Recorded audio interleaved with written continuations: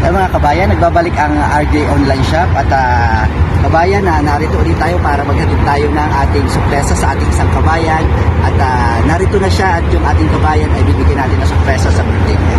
Yan. Sir, magandang gabi po. Kayo po si Sir Romel. Balik po may pa-birthday po sa inyo yung nag-send po. Baka di kilala po kayo. Kilala po. Kasi po hindi ko po pwedeng para po i-receive po ninyo po yung tipon.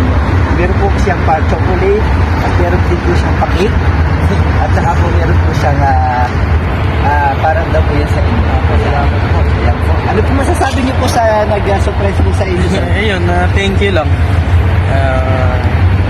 Busy kasi. Yes, naiintindihan ko naman po yun. Kaya po sabi ko po, kailangan ko po makontak. Akala ko nga, kasi nung nakarang araw, tumawag. Parang nag-miss ko dito sa number. Ako po yun. Chinek ko lang po kung tama po yung number na binigay po ni ma'am.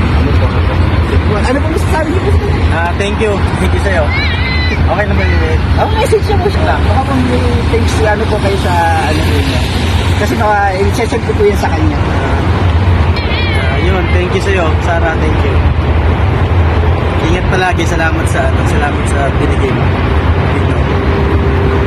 Ingat ako bago ako.